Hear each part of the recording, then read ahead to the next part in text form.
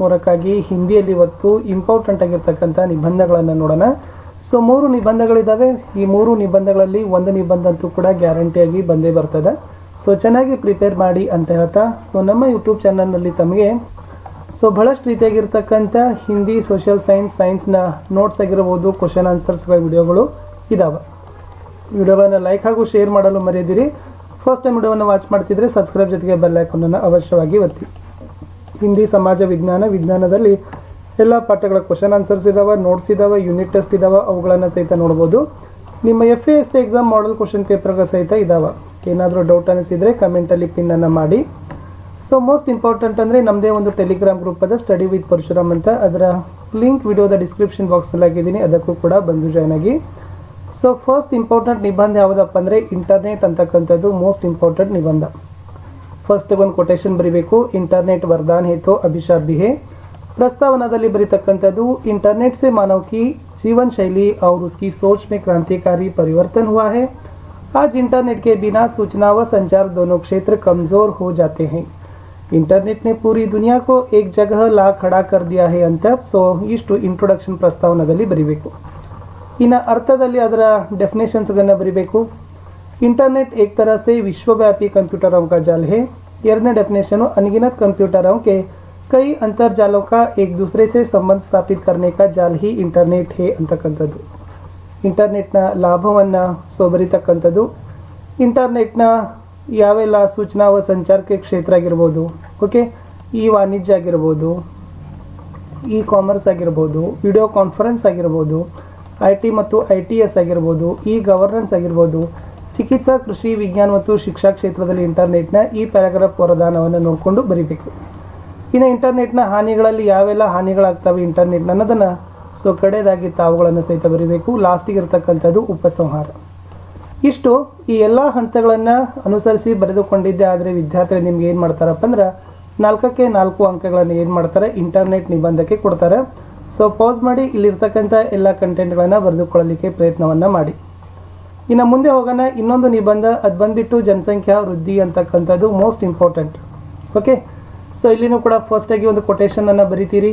ಆಮೇಲೆ ಪ್ರಸ್ತಾವನಾದಲ್ಲಿ 2 ರಿಂದ 3 ಸಾಲುಗಳು ನಿಮ್ಮ ಹೋಲ್ ನಿಬಂಧದ ಇಂಟ್ರೊಡಕ್ಷನ್ಗಳನ್ನು ಅಲ್ಲಿ ಬರೀಬೇಕು.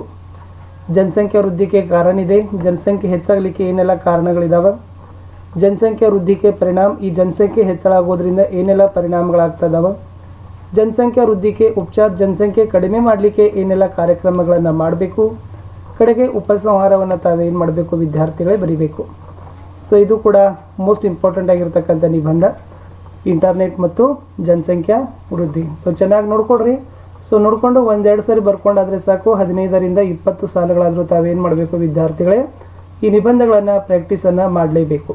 ಇನ್ನು ಮುಂದೆ ಹೋಗುವ 3ನೇ ನಿಬಂಧ ಕರ್ನಾಟಕಿ ಮಹಾನತಾ ಮೋಸ್ಟ್ ಇಂಪಾರ್ಟೆಂಟ್ ಇದೆ. फर्स्ट प्रस्तावनाದಲ್ಲಿ कर्नाटकದ ಬಗ್ಗೆ कर्नाटक राज्य भारत देश का प्रगतिशील राज्य है. यहाँ की आबादी 6 करोड़ से ऊपर है. कर्नाटक की राजधानी बेंगलुरु है. कर्नाटक में कन्नड़ भाषा बोली जाती है ಅಂತ ಇಂಟ್ರೊಡಕ್ಷನ್ ಬರೀಬೇಕಿತ್ತು.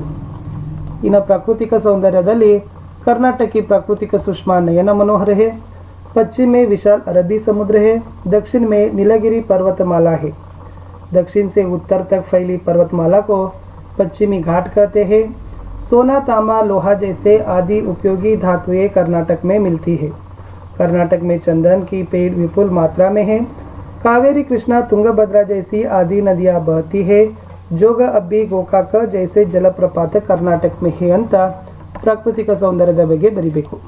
ಇನ್ನು ನೆಕ್ಸ್ಟ್ ಕರ್ನಾಟಕಕ್ಕೆ ಶಿಲ್ಪಕಲಾದಲ್ಲಿ ಏನು ಬರೀಬೇಕಂದ್ರೆ कर्नाटक राज्य की शिल्पकला अनोखी है. बादामी, ऐहोले, पट्टदकल्लू की वास्तुकला अद्भुत है. बेलूरू, हलेबीडू, सोमनाथपुर की मूर्तियाँ सजीव लगती है. ये मूर्तियाँ रामायण, महाभारत और पुराणों की कहानियाँ सुनाती है. श्रवण बेलगोल की एक शिला प्रतिमा त्याग और शांति का संदेश देती है. विजयपुरा के गोल गुंबज की विस्परिंग गैलरी वास्तुकला का अद्वितीय उदाहरण है. मैसूरू का राजमहल वैभव का प्रतीक है ಅಂತ ಸೊ ಕರ್ನಾಟಕದ ಶಿಲ್ಪಕಲಾ ಬಗ್ಗೆ ಬರೀಬೇಕಿತ್ತು. लास्ट उपसंहार ಇದೆ. कर्नाटक हमारी जन्मभूमि है. यहाँ की प्राकृतिक सुषमा, साहित्यिक वैभव और ज्ञान विज्ञान क्षेत्र की प्रगति अपार है. देश विदेश के लोग यहाँ की तकनीकी के विकास की मुक्त कंठा से प्रशंसा करते हैं ಅಂತ ಬರೆದ್ರೆ ಸೊ ಇದು ಕೂಡ ಯಾವ ನಿಬಂಧ ಆಯಿತು, ಕರ್ನಾಟಕಿ ಮಹಾನತ ಅಂತಕ್ಕಂಥದ್ದಾಯಿತು. ರೀಸೆಂಟಾಗಿ ಇದನ್ನು ಕೂಡ ಬಹಳಷ್ಟು ಕೇಳಕತ್ತಾರೆ. ಯಾಕಂದರೆ ಎರಡೂ ಪಾಠಗಳು ಇಂಟರ್ನೆಟ್ ಮತ್ತು ಕರ್ನಾಟಕ ಸಂಪದ ನಿಬಂಧ ವಿಧಗಳಲ್ಲಿರೋದ್ರಿಂದ ಸೊ ಎರಡರಲ್ಲಿ ಒಂದು ಕ್ವಶನ್ ಆದರೂ ಕೂಡ ತಮಗೆ ಬಂದೇ ಬರ್ತದೆ ಎಕ್ಸಾಮಿನೇಷನಲ್ಲಿ. ಸೊ ಆ ಪರ್ಪಸ್ ಆಗಿ ವಿದ್ಯಾರ್ಥಿಗಳೇ ನಾವು ನಿಮಗೆ ಏನು ಮಾಡಿವಿ ಅಂತಂದರೆ ಈ ವಿಡಿಯೋದಲ್ಲಿ ನಿಮಗೆ ಮೋಸ್ಟ್ ಇಂಪಾರ್ಟೆಂಟ್ ಹಾಗೂ ಬೆನಿಫಿಟ್ ಆಗ್ತಕ್ಕಂಥ 3 ಎಸ್ಸೆಗಳನ್ನು ಹಿಂದಿಯಲ್ಲಿ ನಾವು ಕೊಟ್ಟಿದ್ದೀವಿ. ಇದರಲ್ಲಿ ಒಂದಂತೂ ಕೂಡ ನಿಮ್ಮ ಆ್ಯನ್ಯುವಲ್ ಎಕ್ಸಾಮ್ಗೆ ಡೆಫಿನೆಟ್ ಆಗಿ ಬಂದೇ ಬರ್ತದೆ ಅಂತ ಹೇಳ್ತೀವಿ. ಸೊ ಇಷ್ಟಿತ್ತು ಈ ವಿಡಿಯೋದಲ್ಲಿ. ಸೊ ದಯಮಾಡಿ ನಮ್ಮ ವಿಡಿಯೋಗಳನ್ನು ತಾವೇನು ಮಾಡಬೇಕಪ್ಪ ಅಂತಂದರೆ ಲೈಕ್, ಶೇರ್ ಹಾಗೂ ಸಬ್ಸ್ಕ್ರೈಬ್ ಮಾಡಲು ಮರಿಬಾರ್ದು.